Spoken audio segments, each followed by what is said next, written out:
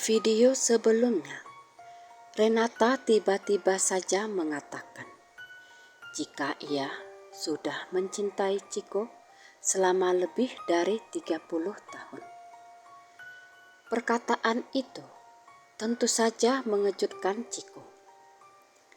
Bagaimana bisa mereka mencintai satu sama lain selama lebih dari 30 tahun? Sedangkan umur mereka saja belum genap 30 tahun. 30 tahun? Apa maksudmu, Rena? Tanya Chiko sambil menatap lekat mata Renata. Renata terlihat kelabakan.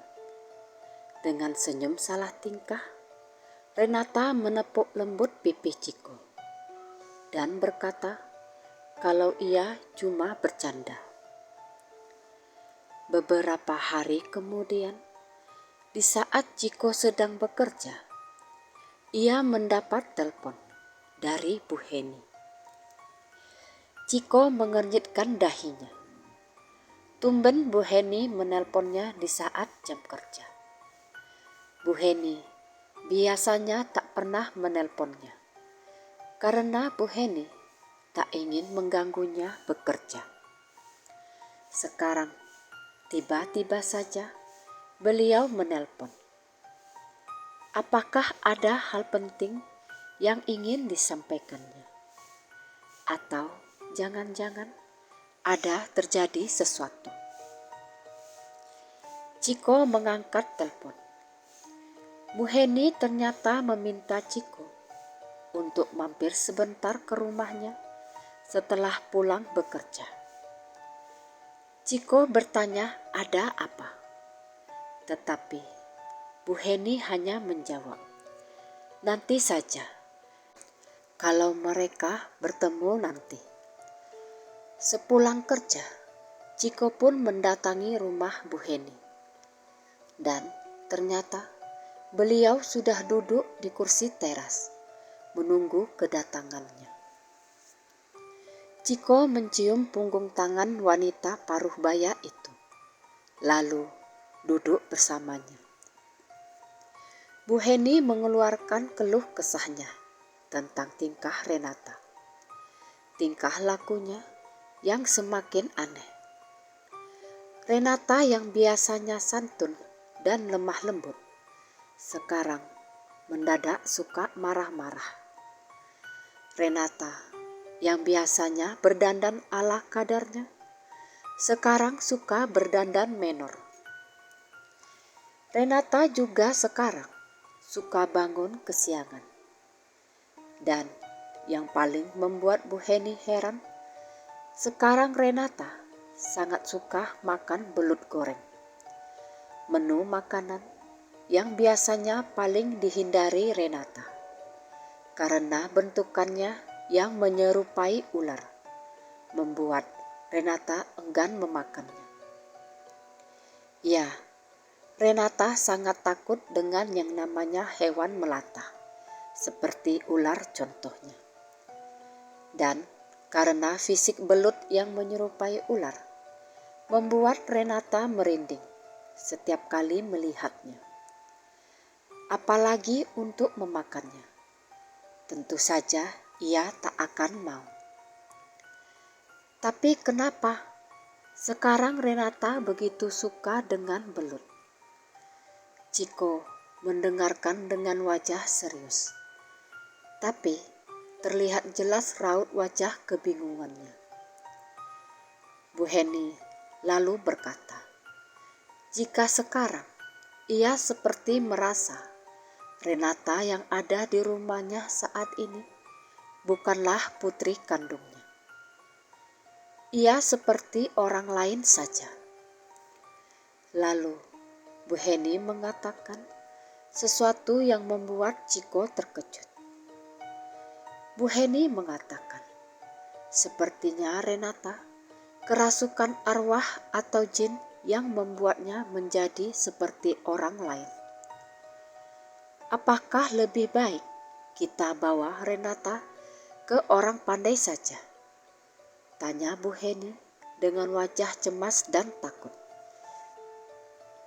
Ciko menggeleng-gelengkan kepalanya. "Belum saatnya, Bu," kata Ciko. "Mau sampai kapan, Nak Ciko? Ibu takut kalau dibiarkan, Renata akan semakin menjadi-jadi," ucap Bu Heni dengan nada sedikit kesal. Ciko menghembuskan nafas berat. "Ada yang harus saya pastikan dulu, Bu. Ada yang harus saya lakukan untuk memastikan apakah benar Renata yang bersama kita saat ini adalah Renata yang kita kenal. Atau jangan-jangan memang benar Renata telah kerasukan sesuatu."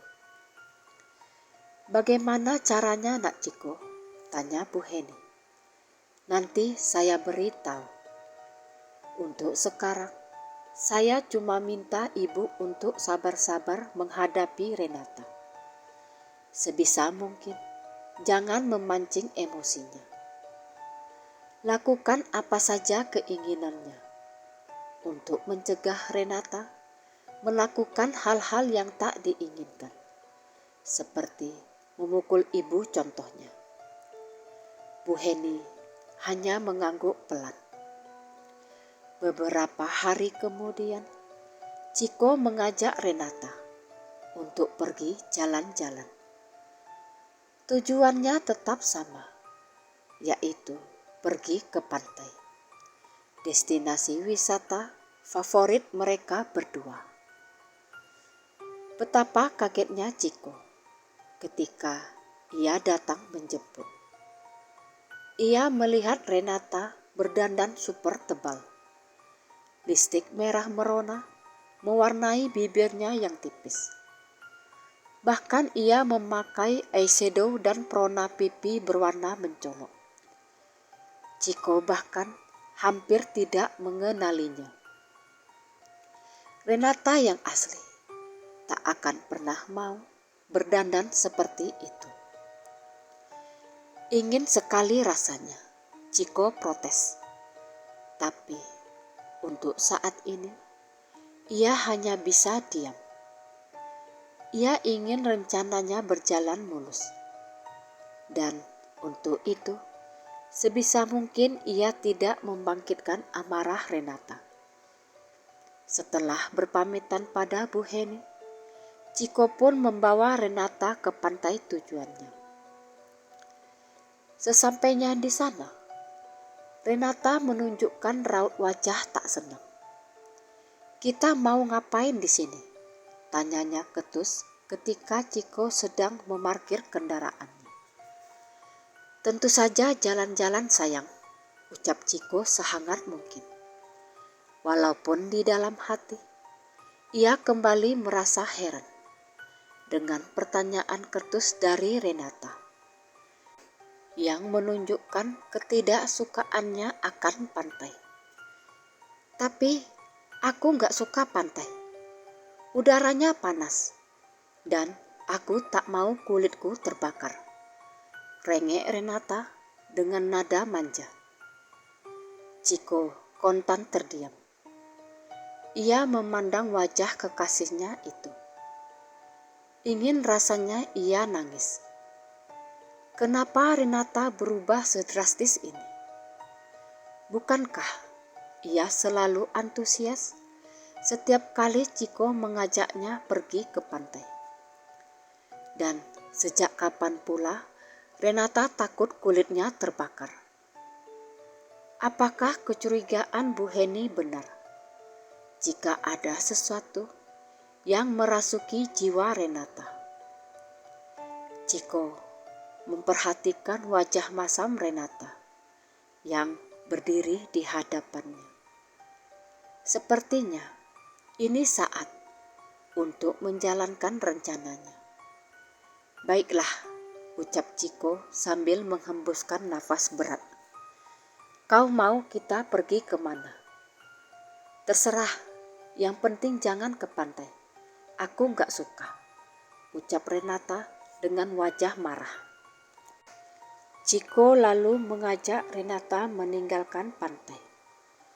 Renata bertanya, kemana Chiko akan membawanya. Yang dijawab Chiko, lihat saja nanti. Tak lama, sampailah mereka di sebuah penginapan sederhana. Di saat memasuki kawasan penginapan itu, Chiko memperhatikan raut wajah Renata yang seperti tersipu malu. Chiko menemui petugas jaga di sana dan memesan sebuah kamar. Setelah mendapat kunci, Chiko dan Renata memasuki kamar yang sudah dipesan Chiko. Kamar itu sangatlah sederhana. Hanya ada tempat tidur untuk 2 orang, meja untuk menaruh sesuatu, kipas angin, dan lemari kecil. Chiko menatap lekat-lekat wajah Renata. Inilah saatnya ia membuktikan apakah benar Renata yang berdiri di hadapannya kini adalah Renata yang sesungguhnya. Chiko menarik tubuh Renata ke dalam pelukannya. Renata sama sekali tidak keberatan. Lalu Chiko mengecup bibir Renata. Dan reaksi Renata sungguh di luar dugaan. Ia membalas ciuman Chiko dengan bergairah. Lalu dengan liarnya, tangan Renata mulai menggerayangi tubuh Chiko dengan nafsu membara. Dan tepat ketika ia ingin menyentuh area pribadi Chiko, disitulah Chiko merasa ia harus berhenti sekarang juga. Chiko mendorong tubuh Renata menjauh darinya. Renata terkejut dan raut kecewaan terlihat di wajahnya. "Kau kenapa, Chiko?" tanyanya dengan nada ketus. "Kita tak boleh melakukannya, Rena." "Kenapa tidak? Toh nanti kita menikah juga. Sekarang atau nanti, kan sama saja," ucap Renata dengan nafas memburu. Ingin sekali rasanya Chiko menampar manusia di depannya itu. Fix, dia bukan Renata. Ingatan Chiko langsung melayang ke peristiwa 5 tahun lalu. Saat itu, dia tergoda rayuan setan dan ingin berhubungan intim dengan Renata. Tetapi Renata melakukan perlawanan. Karena ia tak ingin keperawanannya terenggut sebelum terjadinya pernikahan. Dengan tegas, Renata meminta putus. Chiko yang sangat mencintai Renata tentu saja menentang hal tersebut. Chiko bahkan berlutut di hadapan Renata dan meminta maaf darinya. Chiko juga berjanji tak akan kebablasan lagi. Setelah perdebatan sengit terjadi di antara mereka, hati Renata pun luluh dan memutuskan memberi Chiko satu kesempatan lagi. Dan sejak saat itu, Chiko tidak berani berbuat lebih selain memeluk dan mencium pipi Renata. Bahkan untuk mengecup bibirnya, ia tak berani. Chiko memilih menahan segala nafsunya daripada ia harus kehilangan Renata. Dan sekarang ia sedang berhadapan dengan satu sosok makhluk berwujud Renata, tapi dengan sifat entah siapa. Chiko ingin sekali bertanya, "Siapa kau?" pada orang di depannya tersebut. Tetapi Chiko memilih memendam pertanyaannya itu dan memilih menarik tangan Renata dan membawanya pergi meninggalkan tempat tersebut. Keesokan harinya, Ciko membuat janji temu dengan Bu Heni. Ciko pun menceritakan apa yang sudah dilakukannya bersama Renata di kamar penginapan. Bu Heni menutup mulutnya sambil bertanya dengan nada berbisik. "Apa kalian melakukannya, Nak Ciko?"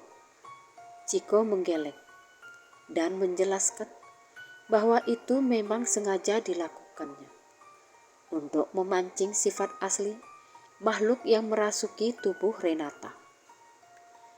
Renata, gadis yang benar-benar menjaga kesuciannya. Dulu mereka hampir putus ketika dia nyaris tergoda rayuan setan untuk menggauli Renata. Dulu Renata tegas menolak saya, Bu. Ia bahkan memilih putus. Tapi saya tak ingin kehilangannya.